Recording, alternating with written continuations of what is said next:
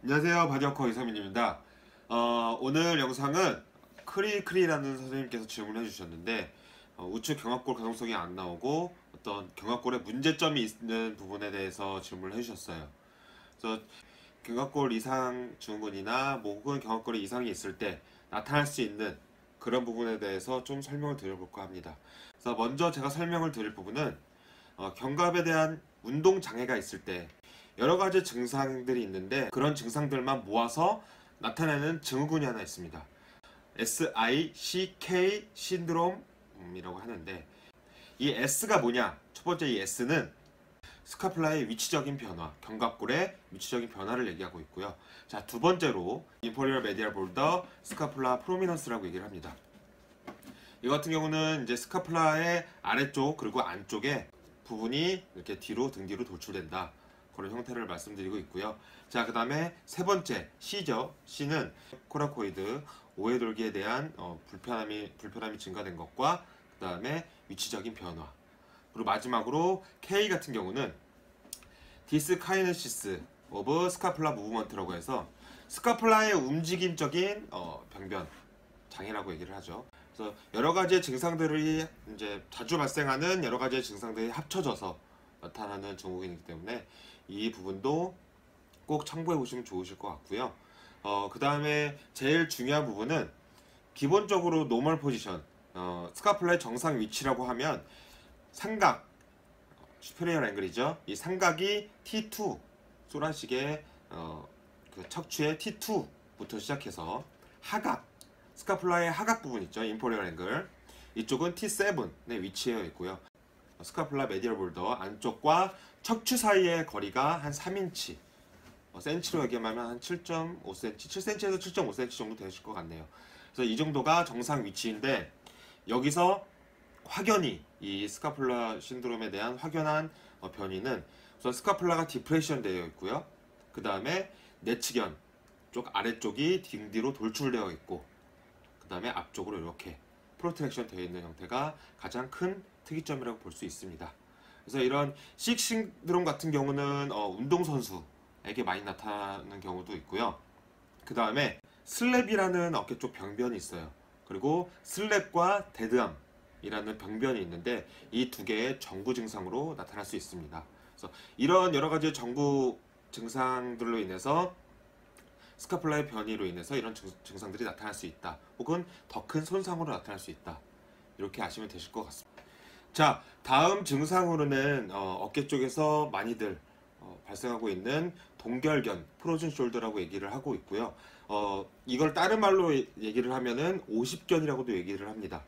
하지만 이것에 대한 정확한 명칭은 어데시브 캡슐리티스, 그래서 유착성 관절낭염이라고 얘기를 해요. 이렇게 얘기를 하고 있는데 이거 같은 경우는 보통 한 40대에서 60대 사이에 나타나고 있고요. 보통 50견이라고 얘기하는 이유도 그 사이에 나타난다 라고 생각하시면 되실 것 같아요. 그래서 큰 원인으로는 캡슐에 대한 전체적인 구축과 그 다음에 주변 근육 있죠. 어깨를 감싸고 있는 주변 근육에 대한 서로 간의 유착에 대한 부분입니다. 그래서 이 두 가지가 가장 큰 원인이 되고 있고요. 자, 만약에 이런 동결견, 어데시브 캡슐 티슈 같은 게 나타나게 되면 가장 큰 증상으로는 만성적으로 관절에 대한 불편함이 발생하고 있고요. 그 다음에 운동장애도 마찬가지로 일어나고, 그 다음에 능동적이나 수동적인 ROM이라고 하잖아요. 정상적인 가동범위가 모두 감소하게 됩니다. 또 하나가 정확하게 어디 부분이 아픈지 잘 알 수가 없는 형태가 나타납니다. 특발성 유착성 관절낭염이라는 게 있어요. 특별한 원인 없이 통증이 이제 수반돼서 수동적이고 능동적인 운동 장애를 가져오는, 팔 벌릴 때 그럴 때 어깨 근육이 관절낭에 들러붙어 보이는 현상이 나타날 수 있습니다.